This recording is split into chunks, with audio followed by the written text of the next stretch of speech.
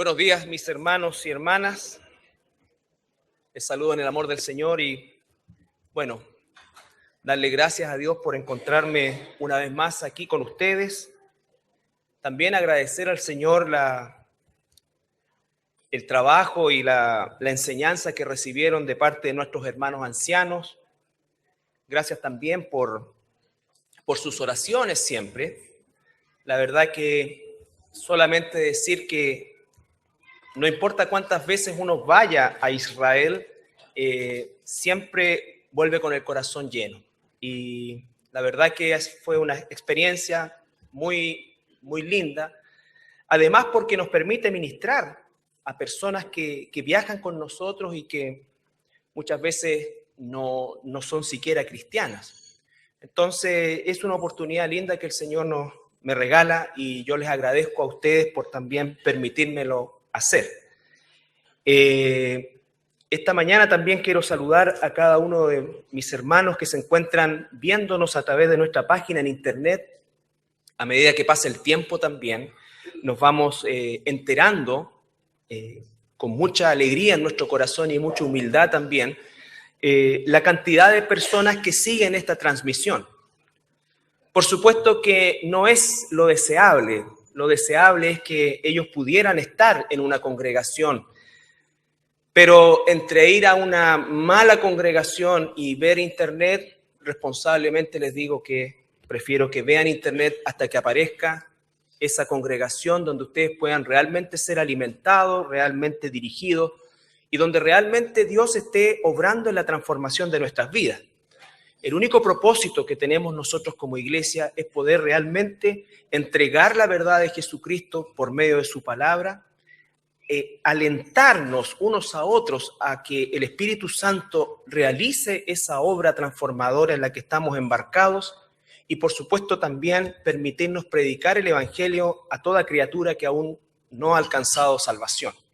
Entonces, como les decía, a medida del trabajo que Pablito realiza, ¿no es cierto?, sobre todo en el tema de la edición y la transmisión con nuestros hermanos de audiovisual, nos vamos enterando de muchas más personas que se van integrando y de diversos lugares, ya no solamente de nuestro país, sino que también del mundo. Así es que realmente ha sido una bendición. Así que me voy a tener que empezar a maquillar ahora. ¿Sí? No. Así es que gracias al Señor por esa oportunidad que nos da. Bien, el día de hoy vamos a continuar con el estudio de la carta del apóstol Pablo a la iglesia de Éfeso. Esta iglesia importantísima que fue la punta de lanza, por llamarlo de alguna manera, el punto de partida, el punto de entrada hacia todo lo que es el Asia Menor, lo que hoy día es la región de Turquía. Y esta iglesia se constituyó en también formadora de líderes y ancianos y pastores que seguramente no solamente se establecieron en las iglesias que describe Apocalipsis, sino que también en muchas otras más pequeñas congregaciones que tenían la característica de estar principalmente, inicialmente reunidos en casas, ¿ya? Obviamente, cuando la iglesia aumenta por la gracia de Dios en número, ya no hay casa normal, por lo menos, que resista 200 o 300 personas. Y eso dio origen a que se pudieran reunir en lugares mucho más grandes que constituyeran un albergue común. Pero la iglesia parte en casa, no tiene que terminar en las casas, ¿no es cierto?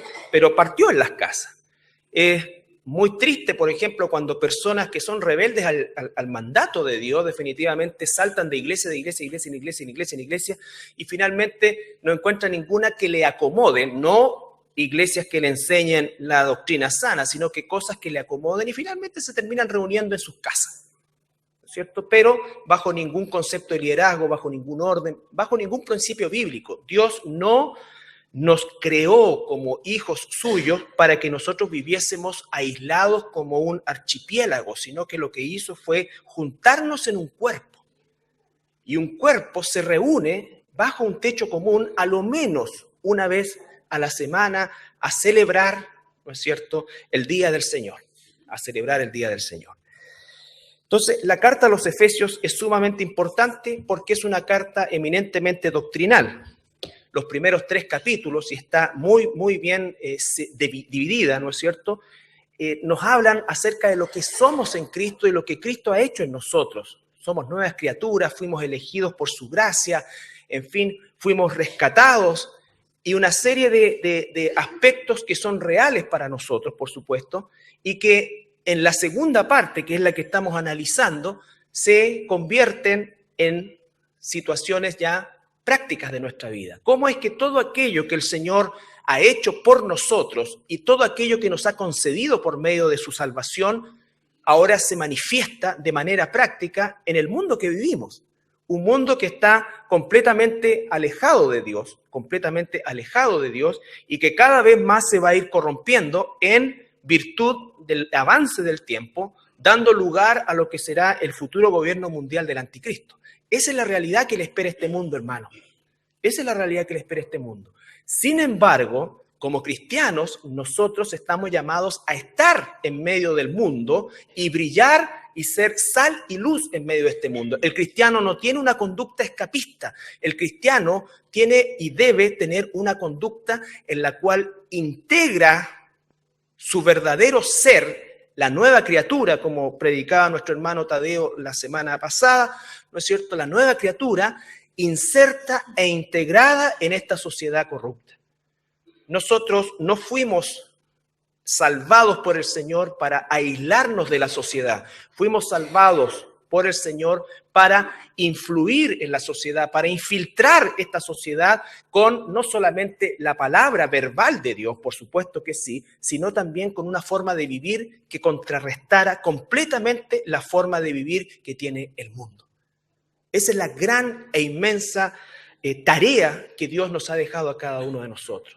Porque cuando Él nos salva, en la mayoría de los casos, nos permite vivir varios años más en este mundo. Cualquiera de nosotros pensaría salvación igual salida. No, a veces son muchos años, a veces es toda una vida.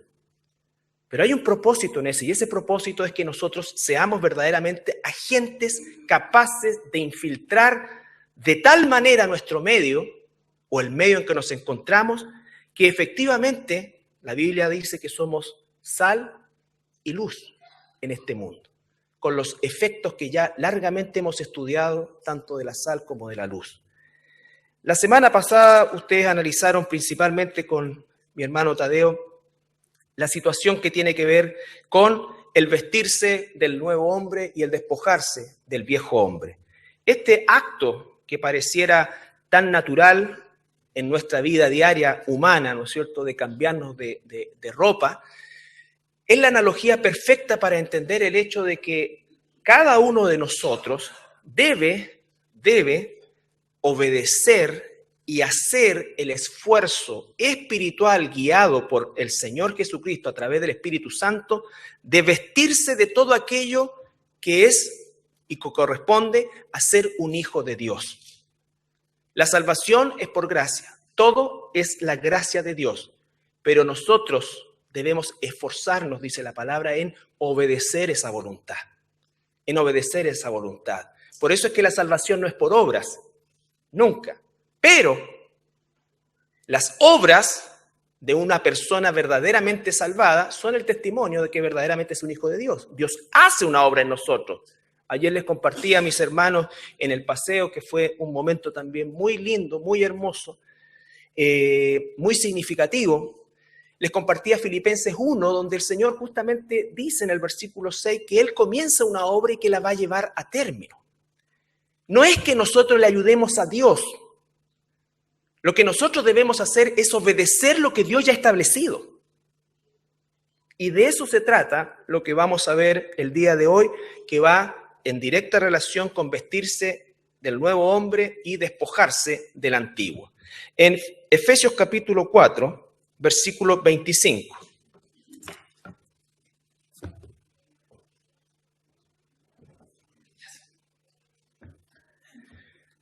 Efesios capítulo 4, versículo 25. Por lo cual, esa expresión denota inmediatamente que ha habido anteriormente, todo lo que hemos visto anteriormente va a desembocar en estos en estos aspectos prácticos que nos va a relatar el apóstol inspirado por el Espíritu Santo. Por lo cual, todo lo anterior, desechando, primer acto de obediencia de nosotros como cristianos, dice desechar antes de incorporar. Por supuesto que es un acto automático, pero Dios le da un orden tan perfecto. ¿Por qué? Porque primero estamos llenos de lo que debemos sacar. Cuando sacamos aquello que debemos desechar, vamos a incorporar lo que debemos, según la ordenanza de Dios, incorporar. Dice, desechando, ¿qué cosa? La mentira. Hablad verdad cada uno con su prójimo, porque somos miembros los unos de los otros. Airaos, pero no pequéis. No se ponga el sol sobre vuestro enojo, ni deis lugar al diablo. Quiero ser honesto con ustedes. Vamos a llegar hasta ahí el día de hoy. Porque martes, miércoles, jueves y viernes no pude salir del versículo 27.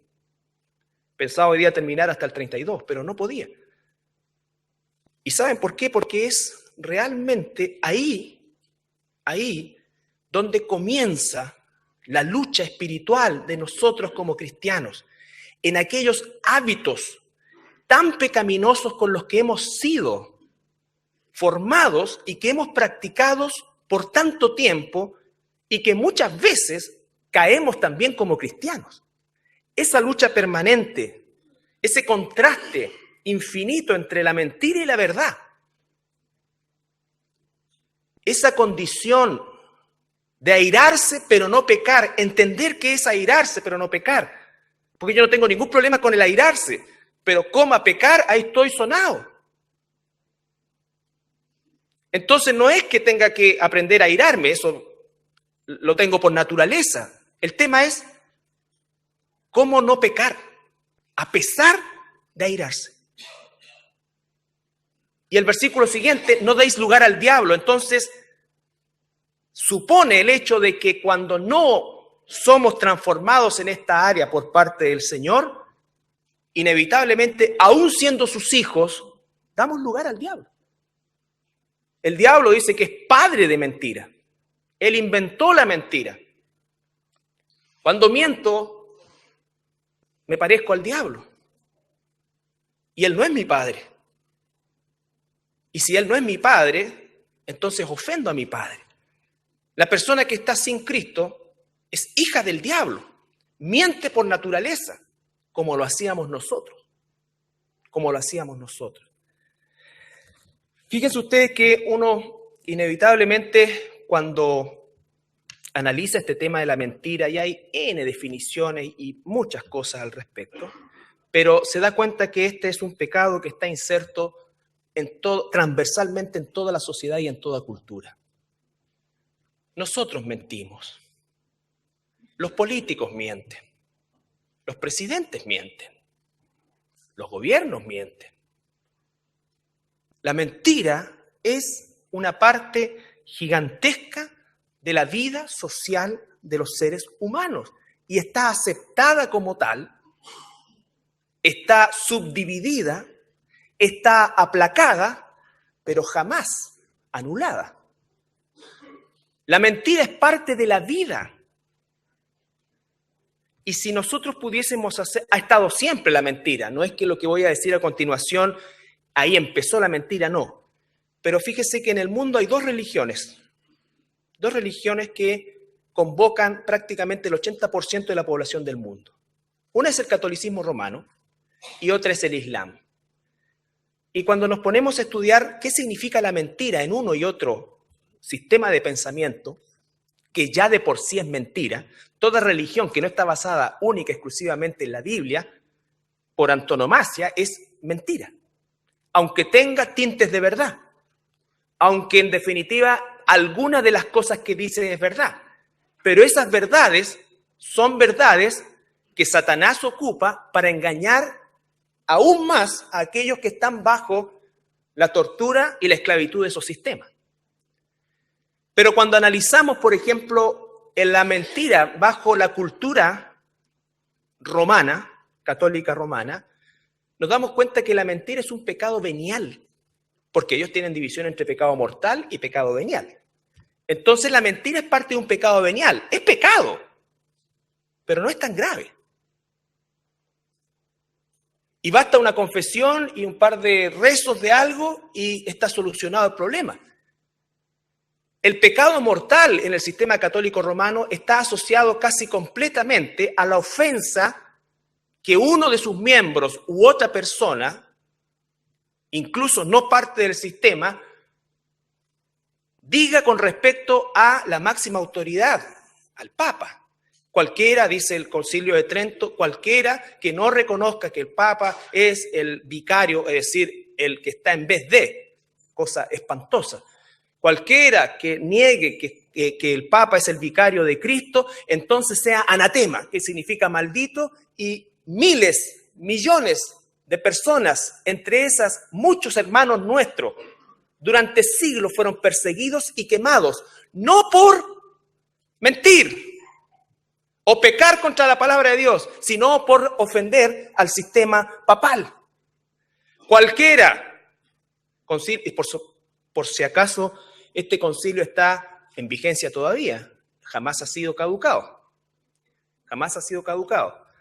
Cualquiera que niega que el sacerdote o el cura tiene el poder de efectuar el acto de magia de la transustanciación, que significa transformar. Por eso cuando la gente me pregunta a mí, oye, mi hijo va a hacer la primera comunión, pero todos lo van a hacer. ¿Tú sabes lo que es la primera comunión? Es la primera vez que se peca de la manera más espantosa contra la verdad de Dios. Porque la misa, que significa sacrificio en latín, es el continuo sacrificio de Jesús. Es el poder, entre comillas, que tiene un hombre pecador de bajar al Dios del cielo que está sentado a la diestra del Padre, transformarlo en una galleta y comérselo. Y si tú no crees eso, tú eres anatema. Y antes del Concilio Vaticano II, te quemaban. Pero la mentira no. La mentira es un pecado venial. Entonces nuestra cultura latinoamericana, que por desgracia es católica romana, concede a la mentira un lugar no tan malo. Y comienza la mentira justificada. No tenía otra salida. Si lo digo va a quedar la embarrada. Entonces comenzamos a transformar la mentira en un efecto o en un amuleto necesario para poder convivir con la gente. Todos nosotros convivimos con mentirosos y somos mentirosos. Hay gente que está engañada de lo que somos, engañamos a personas y personas nos engañan a nosotros. Y la mentira en todos sus aspectos y manifestaciones. Yo puedo aborrecer a una persona y ¡hola, linda! ¡Hoy estás regia! Sí, después camina, seguro que se pegó la estira, claro, esta otra le gasta la plata al marido.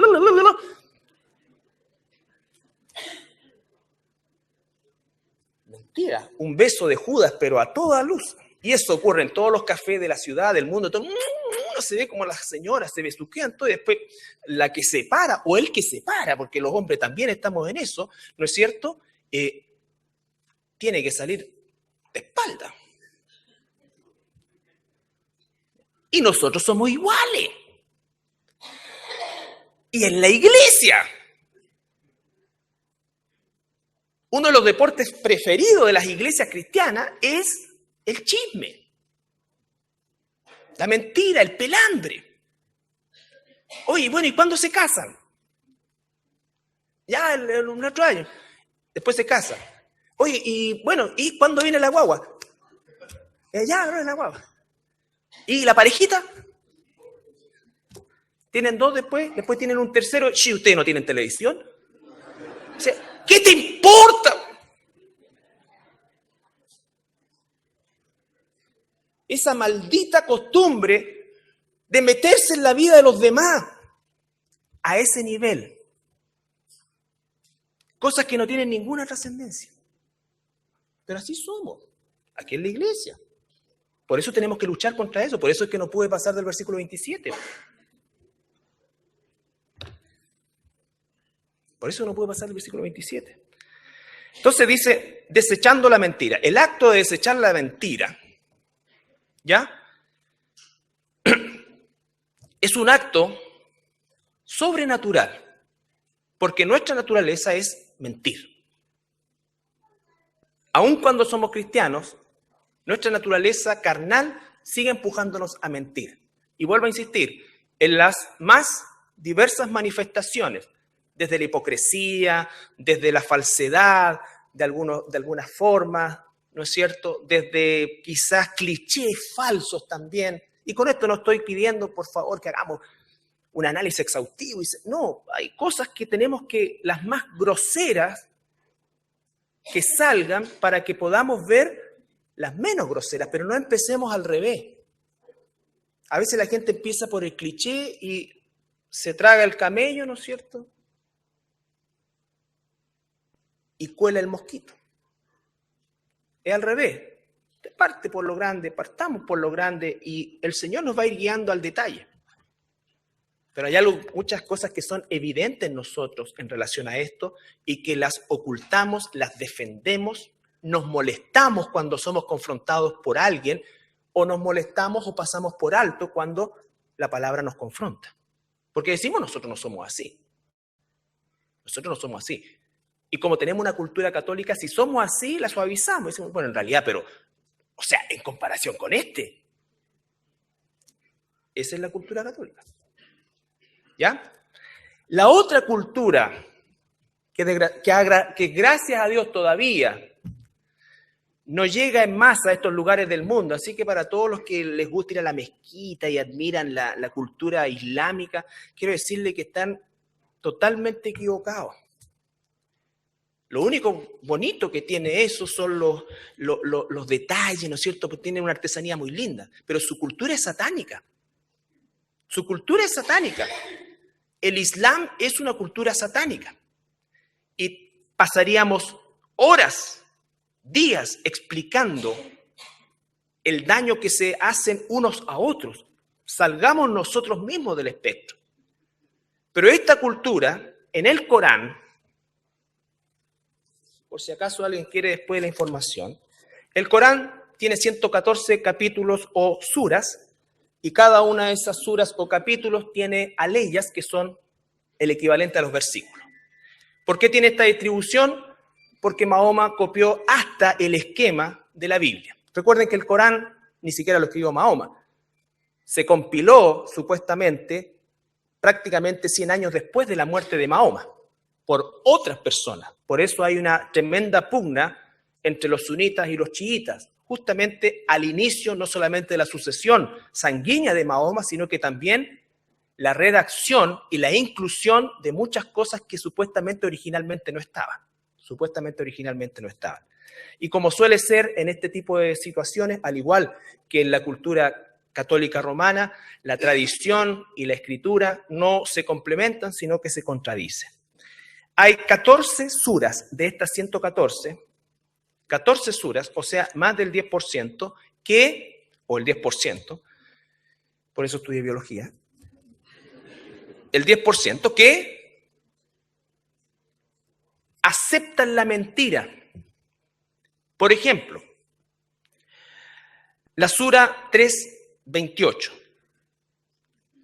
Sura 3, aleya 28.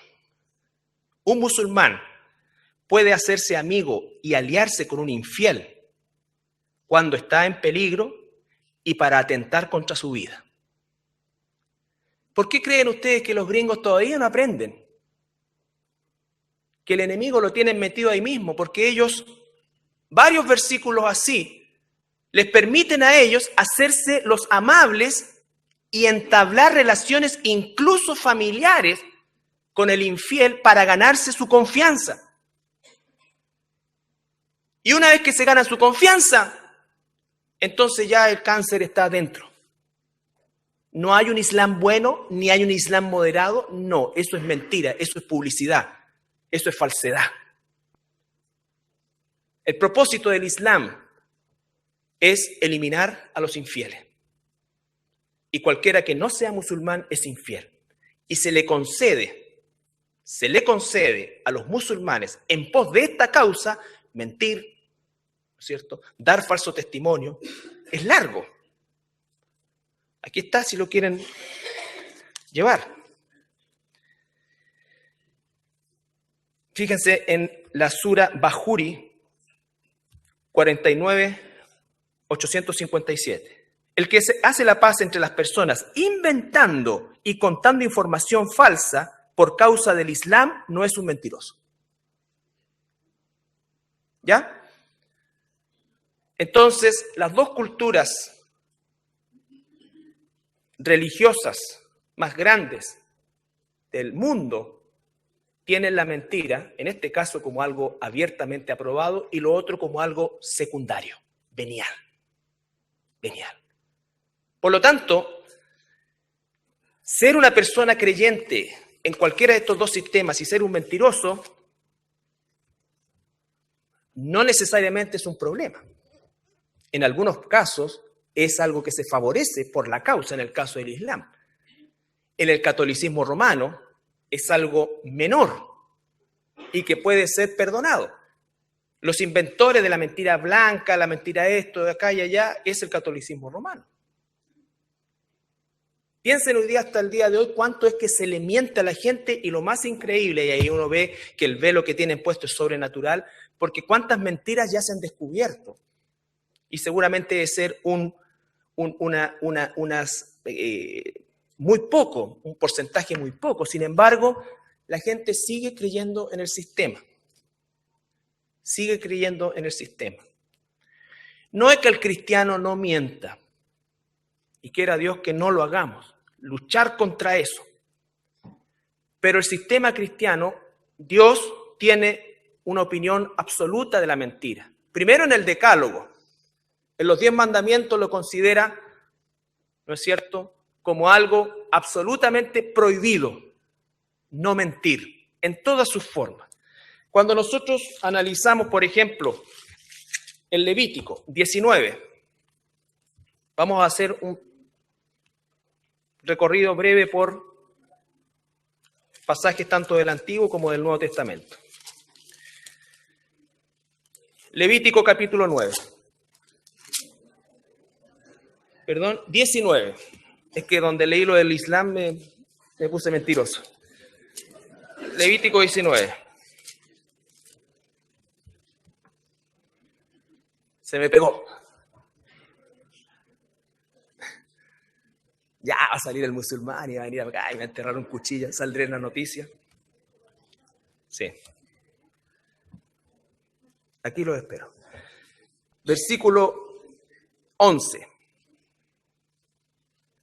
No hurtaréis y no engañaréis, ni mentiréis, el uno al otro. No juzgaréis falsamente por mi nombre, profanando así el nombre de tu Dios, yo Jehová. No oprimirás a tu prójimo, ni le robarás. No retendrás el salario del jornalero en tu casa hasta la mañana. Entonces dice, no juraréis falsamente, no engañaréis, no mentiráis, no mientas. ¿Ya? Entonces, varias formas en las cuales Dios condena la mentira. El falso testimonio. Un musulmán puede dar falso testimonio por causa del avance del Islam, ¿no es cierto? Y eso está aprobado, ¿no es cierto? Entonces, Dios tiene una opinión absoluta de la mentira en todas sus formas. No mentirás. En el Proverbio capítulo 6, versículo 16. Proverbios capítulo 6, versículo 16. Estoy estrenando Biblia, así que no está todavía muy ajá. Proverbios 6, 16, 17, 18 y 19.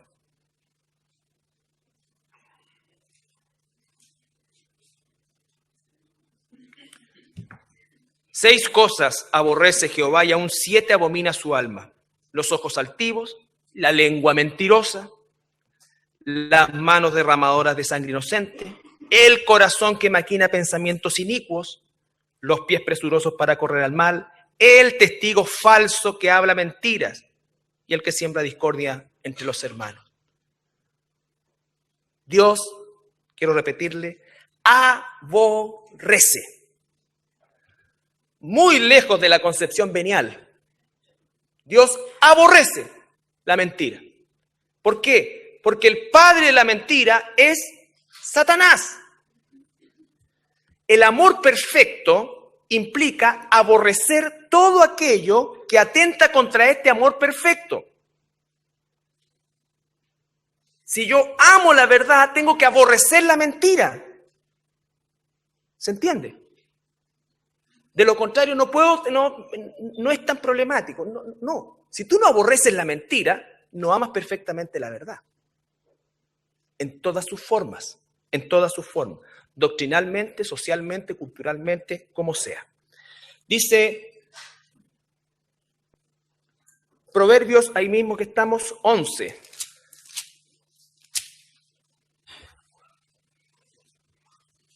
Uno.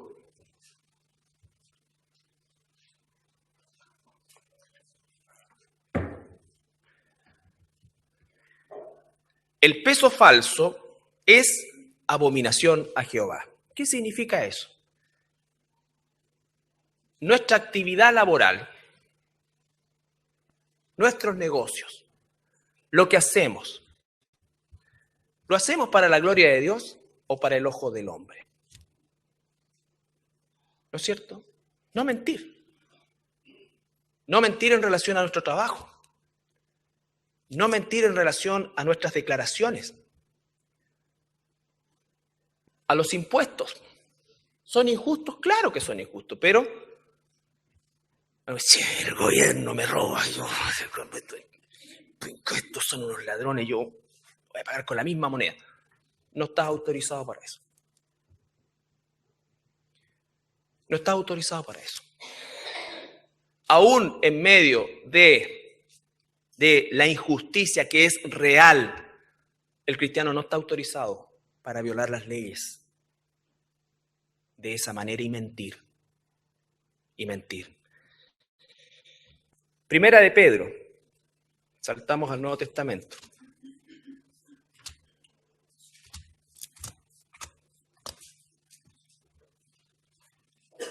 Ni en la iglesia tampoco. Si Dios puso en tu corazón dar dos, da dos alegremente. Pero no seas como Ananías y Zafira que dijeron, no, estamos dando 4 cuando dieron 2. No. Nadie obliga al 4, ni siquiera al 2. Pero lo que Dios ha puesto en tu corazón, sé fiel con eso. Sé fiel con eso. Y cuando digo, oye, ¿tú das el diezmo? Sí, no. A ver, pregúntate. No, yo ofrendo. Eso es decir la verdad. Yo ofrendo, yo tengo un compromiso contigo. Entonces, todos esos son aspectos que nosotros debemos ir corrigiendo. Primera de Pedro, capítulo 2, versículo 1. Desechando pues, ¿se dan cuenta? La misma tónica de Efesios. Desechando pues toda malicia, todo engaño, hipocresía, envidia y todas las detracciones. Desechad malicia, engaño, hipocresía, envidia. Cuando tenemos envidia, normalmente somos hipócritas. ¿No es cierto? ¡Ay, qué lindo! ¡Ucha, qué rico!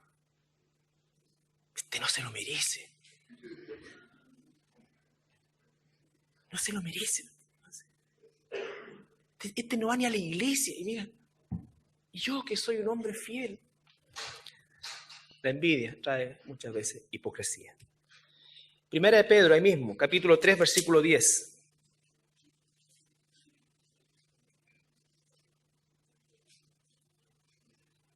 Versículo 8, 9 y 10. Finalmente, sentó de un mismo sentir, compasivos, amándose fraternalmente, misericordiosos, amigables, no devolviendo mal por mal, ni maldición por maldición, sino al contrario, bendiciendo, sabiendo que fuisteis llamados para que heredases bendición. Porque el que quiere amar la vida y ver días buenos a los ojos de Dios, refrene su lengua del mal y sus labios no hablen engaño. Hermanos, hay cantidad enorme de escritura en la cual Dios expresa claramente su posición frente a la mentira. Por lo tanto, para nosotros como hijos de Dios, la mentira es un pecado que ofende a Dios, no es un pecado venial, no tenemos permiso para mentir bajo circunstancias X, no. Estamos llamados a decir la verdad. Estamos llamados a decir la verdad. Ahora bien, la verdad, ¿no es cierto?, también tiene algo que la Escritura nos dice, que es justamente el concepto del sentido común. La Biblia está llena de aspectos de sentido común. ¿Por qué? Porque muchas veces nosotros confundimos decir la verdad, ¿no es cierto?, y escúchenme bien, con abrir nuestra vida a diestra y siniestra. El apóstol Pablo, que se confesó pecador una y otra vez, jamás dio detalles de los pecados que cometió. Por supuesto que él tuvo que tener personas a las cuales él confesó ese pecado buscando dirección, pero debemos mantener el sentido común.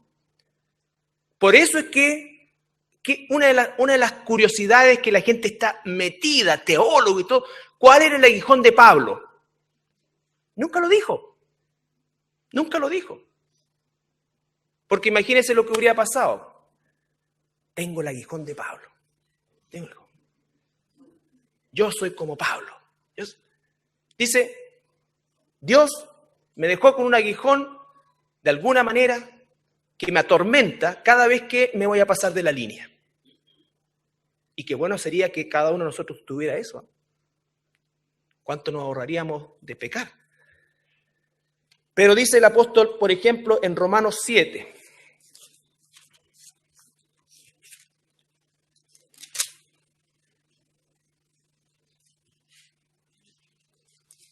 Romanos 7:15.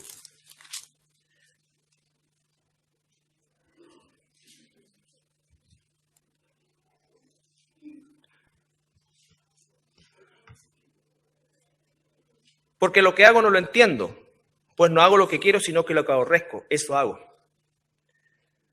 Y si lo que no quiero, esto hago, apruebo que la ley es buena. De manera que ya no soy yo quien hace aquello, sino el pecado que mora en mí. Y yo sé que en mí, esto es, en mi carne no mora el bien, porque el querer el bien está en mí, pero no el hacerlo. Porque no hago el bien que quiero, sino el mal que no quiero, eso hago. Y si hago lo que no quiero, ya no lo hago yo, sino el pecado que mora en mí. Así que queriendo yo hacer el bien, hallo esta ley, que el mal está en mí. Porque según el hombre interior me deleito en la ley de Dios, pero veo otra ley en mis miembros, que se rebela contra la ley de mi mente, y me lleva cautivo a la ley del pecado que está en mis miembros. Miserable de mí, ¿quién me librará de este pecado de muerte? Gracias doy a Dios por Jesucristo nuestro Señor. Así que yo mismo con la mente sirvo a la ley de Dios, más con la carne a la ley del pecado. ¿Cuáles eran los pecados de Pablo? Seguramente debe haber habido mentira, quizás lascivia, quizás una serie de aspectos. Pero la confesión pública no es algo que se ve en la Biblia como muchas veces se ve en congregaciones en las cuales las personas son sometidas a decir con lujo de detalle lo que hicieron. Y en una congregación, por ejemplo, en una asamblea como esta, tú tienes cristianos maduros, cristianos inmaduros, asistentes, visitas. O sea, si eso no edifica realmente, no se hace. Por eso es que existe la forma en que el Señor dice en su palabra. Cuando tú ves a un hermano en falta y alguien quiere confesar su falta, entonces ve con otro como testigo, ¿no es cierto? Llévalo a los ancianos, ya en último término, ¿no es cierto? Dilo a la iglesia. Pero aún ahí, eso no significa que nosotros tengamos que hacer una telenovela de la desgracia también de otro, porque finalmente el pecado es una desgracia. Por supuesto que las personas que tienen que estar enterados, tenemos que estar enterados.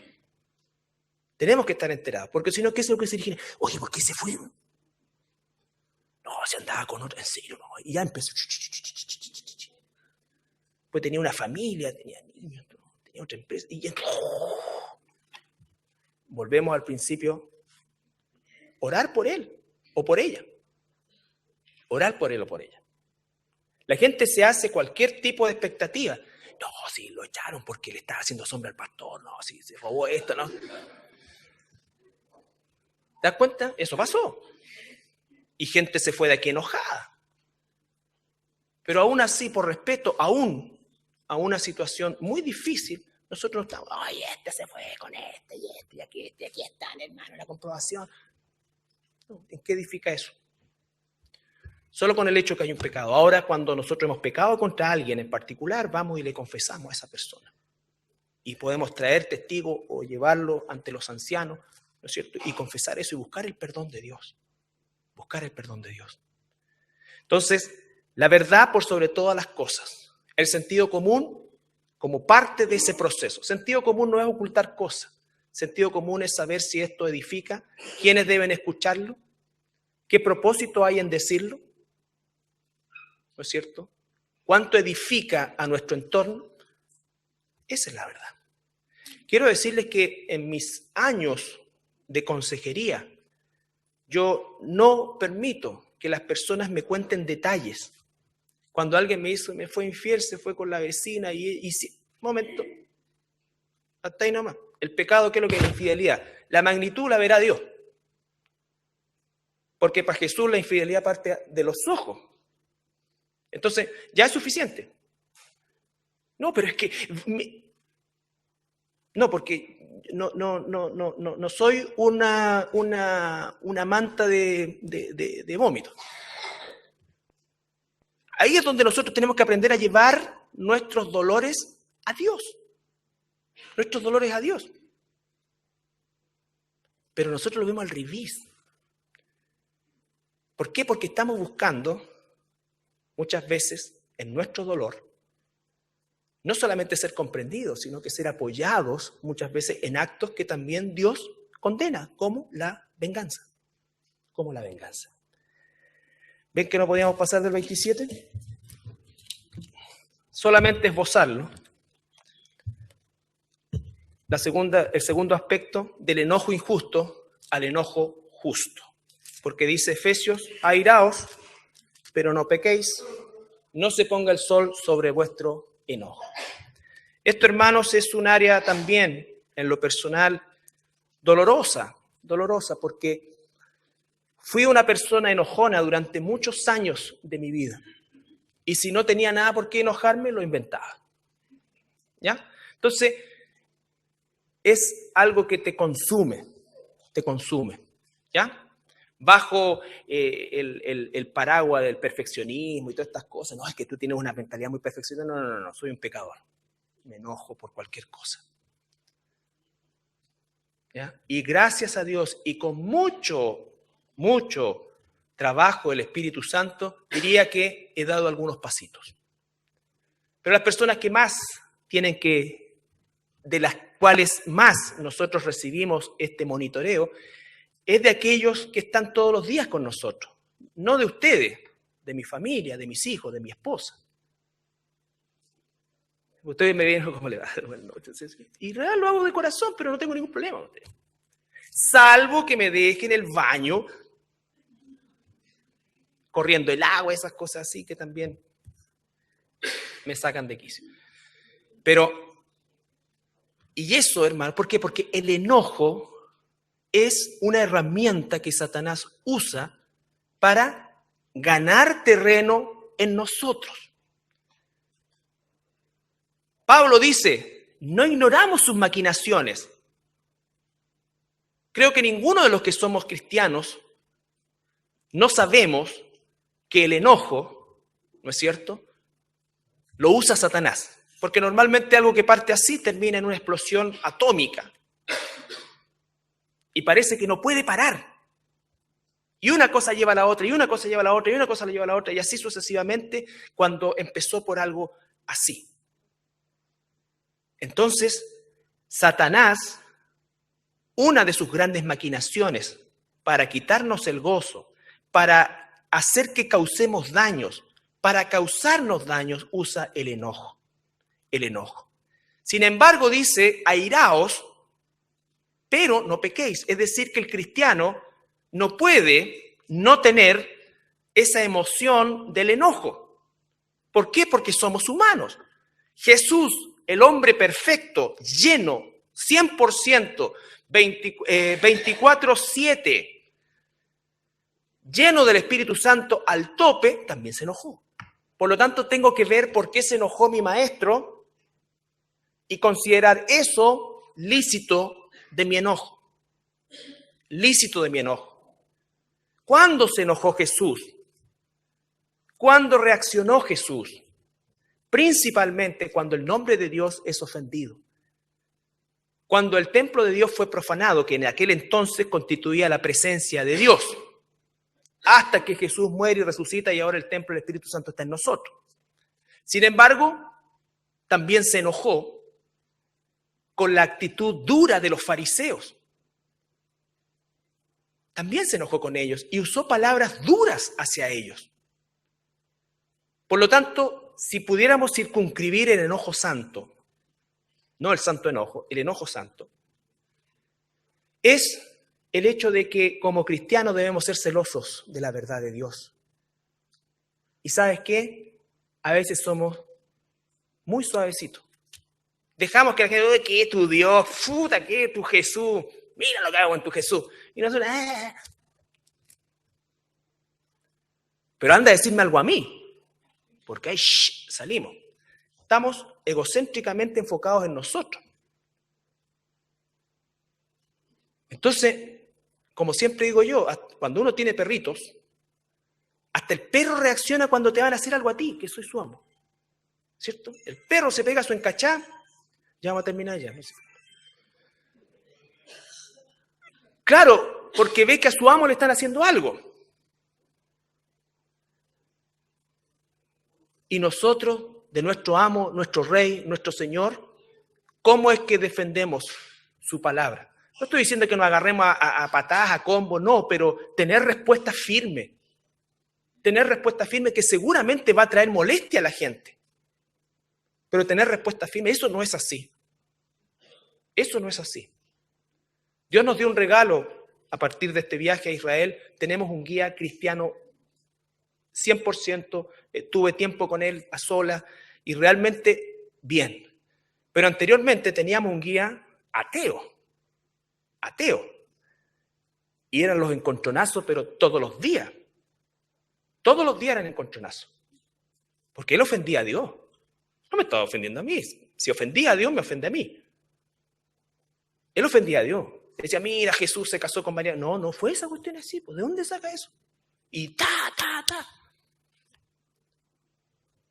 No, pues no podemos dejar quedarnos callados porque la gente dice, mira, acá está, esta es la cosa, aquí está donde Jesús hizo esto. No fue ahí. La Biblia dice otra cosa. La Biblia dice que la tumba de Jesús fue cavada en una roca, había una piedra que rodaron. ¿Cómo va a estar a tierra? La Biblia dice que fue fuera de la ciudad y aquí está dentro de la ciudad. Eso no es de Dios. Pero es que hay que respetar. No, si por respeto no te estoy pegando.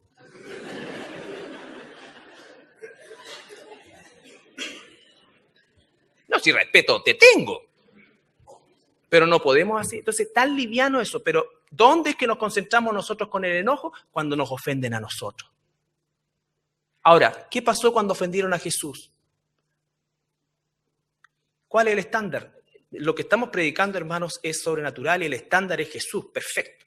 Lo escupieron, lo negaron, lo entregaron. Ya estando en la cruz, tú dices, ¿a qué punto llega la crueldad del ser humano estando en la cruz? Yo nunca, y creo que ninguno de nosotros ha visto un hombre crucificado, de verdad, ¿no es cierto? Nuestros shows que hacen en algún país de Centroamérica. Sino que, y ya estando en esa condición, y seguir insultándolo. Y él dijo que no abrió su boca. Seguro que yo me voy a morir a años luz de esa imagen. Pero quiero que cuando venga mi Dios por mí, me encuentre luchando, como dice el apóstol Pablo, extendiéndome hacia adelante, en esa dirección. ¿Vamos a ser ofendidos? Claro, somos permanentemente ofendidos, sí, y nosotros también ofendemos. Pero, ¿qué es lo que causa ese enojo? ¿Qué es lo que realmente causa ese enojo? Y entonces, hermano, ¿por qué? Porque la Biblia dice, tras cartón, en Romanos 12, 17 al 21, que a pesar de tener un enojo santo contra alguien que dice mentira o blasfema el nombre de Jesús, tampoco me da licencia para destruirlo. Yo lo confronto, tú lo confrontas con la verdad, pero no tenemos licencia para destruirlo. Romanos capítulo 12, versículo 17 al 21.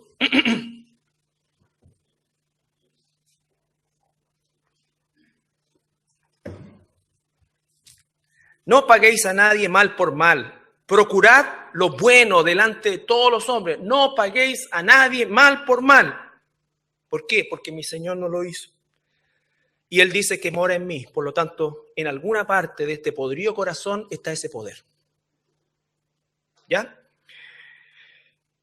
Si es posible, en cuanto depende de vosotros, estar en paz con todos los hombres. No os venguéis vosotros mismos, amados míos, sino dejad lugar a la ira de Dios, porque escrito está, mía es la venganza, yo pagaré, dice el Señor. Así que si tu enemigo tuviere hambre, dale de comer, si tuviere sed, dale de beber, pues haciendo estas cosas, ascuas de fuego amontonarás sobre tu cabeza. No seas vencido de lo malo, sino vence con el bien el mal. Dos aspectos que deben caracterizar la vida práctica de un hijo o una hija de Dios. Desechar la mentira y hablar la verdad. Y no airarnos por las cosas que Dios no nos permite airarnos. La injusticia, claro que sí. Cuando uno ve la injusticia del sistema legal chileno o la injusticia en términos generales, cuando ve la cantidad de delincuencia e impunidad que existe, yo por eso opto ya por no ver noticias, o muy poco, porque fallo inmediatamente en la coma. No pequéis, porque peco. Porque la pena de muerte yo la tendría de los 12 años hasta los 99, igual que el circo.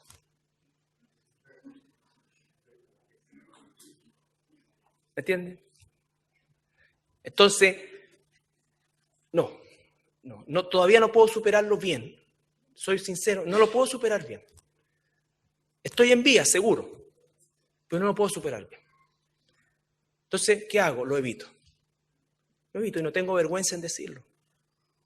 No tengo vergüenza en decirlo. Pero Dios no es así. Yo estoy mal, no Dios. Yo debo orar por ellos. Por supuesto que airarme porque hay injusticia, pero no pecar. Porque quiero tomar la venganza en mis manos. Si yo fuera, y siempre digo, si yo fuera, pero no soy. Soy un hijo de Dios. Y más encima dice Dios, tienes que respetar a las autoridades, por corruptas que sean. Por lo tanto, mi espectro de televisión se reduce al campeonato Scotiabank, la Champions y SDF Noticias. Se acabó. No puedo ver más. No puedo ver más. Porque también las películas ya se empiezan a besuquear, se acabó. Soy yo. No ustedes tienen un corazón tan puro, pueden ver todo, ver las turcas y todo eso, no les afecta en nada. Pero a mí sí. Bien, nos ponemos de pie para orar.